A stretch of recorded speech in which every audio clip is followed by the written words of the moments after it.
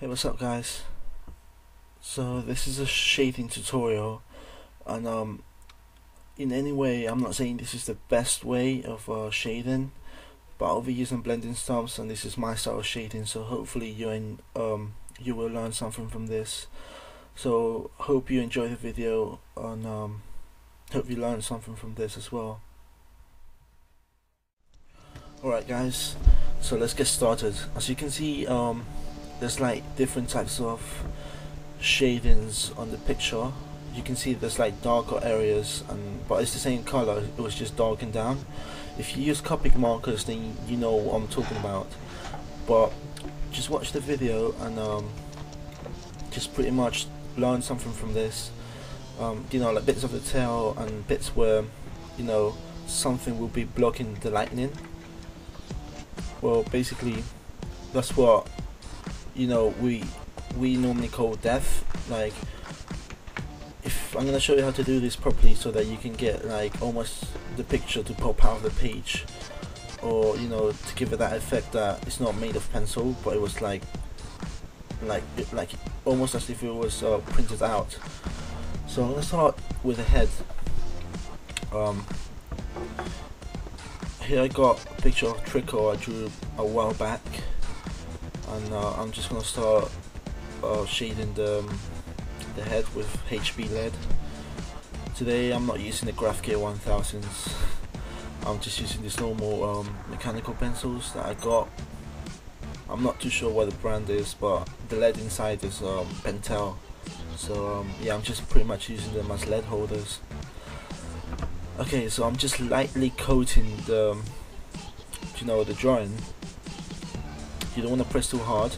Don't worry if you leave a bit of white patches. And I'm not sure if you can see this, but there should be like strokes. Some people press too hard and they leave strokes, but even if you don't press too hard, there's gonna be a bit of strokes. So I'm gonna speed this up so that we get to, you know, the next point quicker, because I don't want to make this video too long, because some people might get bored, and I'm pretty sure that no one's gonna watch it if it's too long.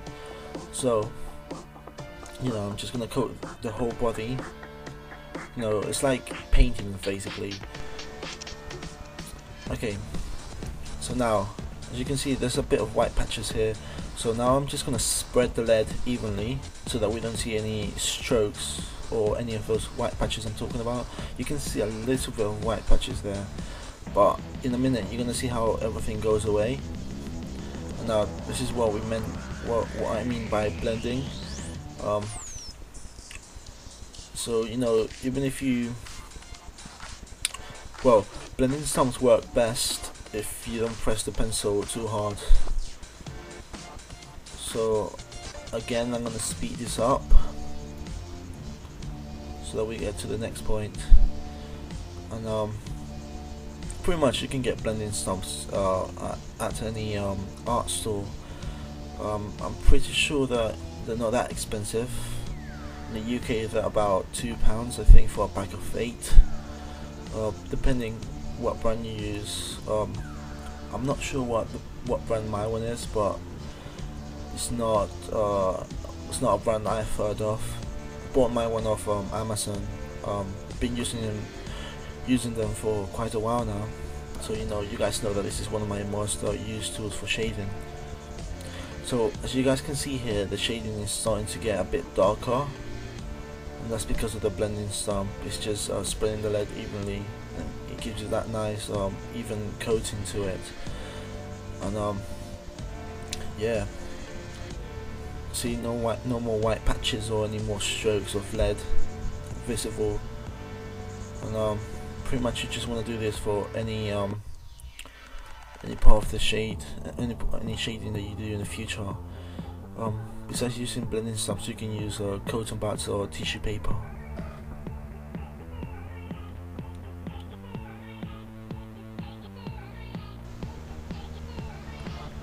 Okay, so this is a 2B pencil, again Pentel lead.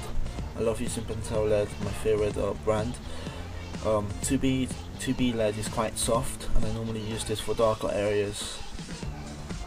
Now it looks as if as if I was pressing too hard, but in reality I'm not even pressing hard.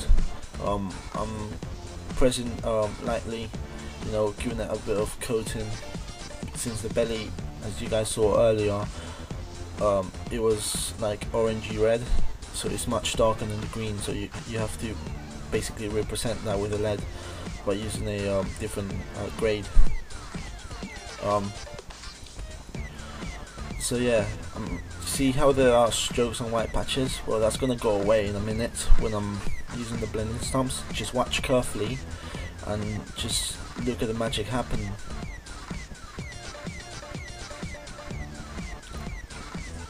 Okay, so I'm gonna speed this up again. Okay, just watch how the lead will spread. See how the white patches and the strokes are going away? Now that's something I just love about blending stumps. Now I'm just applying that bit of shadow darkened area before that we saw in the magazine. So I'm just doing this for everything that I saw, and just basically copy what you see, do what you see. That's what I'm trying to tell you. You know, it's not the hardest thing in the world to master, but it will take a bit of time to get it right. And I do recommend getting yourself a kneaded eraser as well, because it will help you to get tones as well. Or plastic eraser to spread the lead around as well is pretty useful to get bits of light strokes and stuff like that. Okay, so you see I'm putting dark areas around the feet and, you know, the legs, the toes, hands, like it was in the magazine. You see everything is starting to get a bit of depth now, as the same thing as in the magazine. So just try to get yourself a blending stump, guys. Seriously, something is a useful tool. Very useful. You can use it for, you know, all your drawings. Okay, so now I'm gonna do the eye. I'm gonna do the iris first. I'm just gonna use 2B lead straight away. 2B lead, like I said, is quite soft, and it gives a really dark color to it.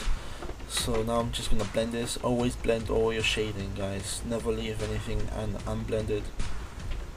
Just go through it and give it a bit of strokes. Now I'm going to use 2B lead again that I got here on my piece of paper. And I'm going to leave a bit of white patches just to give it a nice effect, to represent that it's not completely a solid color, but just to give it that bit of color to you know, so that it tells you that it's not white, but at the same time it's not a full solid color.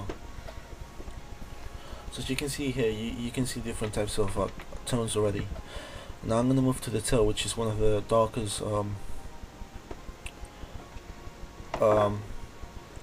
parts of the picture. Just try to, you know, find pictures on Google that have a lot of shading in it. I'm going to put some links to on the description. And pretty much, you know, if you guys want to see how I drew this, this is one of the first pictures I did, one of the first drawings I did back when I opened this channel. Okay, again, now in here I'm putting a fair bit of pressure on the pencil, but not enough to scratch the paper. Remember that, never press the pencil too hard to scratch the paper, because that's just that's not gonna come off if you make mistakes. So you see here, I'm putting a bit of pressure here, and I'm going all through it over and over again. It's almost like cross hatching. You guys don't need to know what a cross hatching is, because I don't think any of you would do fine arts, but it's a nice skill to know how to use it. I personally don't know how to use it properly, but that's because I just use blending stumps, so that's why it's more simple for me to do this. Okay, so this is the final product, and to me it looks pretty sick. I'm proud of what I've done here. So yeah, I like the effect that it came out. You know, you can see here, it's got so much depth into it. As you can see, this one is the original picture, and this is the picture I drew about 6-7 months ago, and it was basically just a traced copy. So hopefully guys enjoy this video, you know, comment, rate, subscribe, and try to learn something from this. Thank you.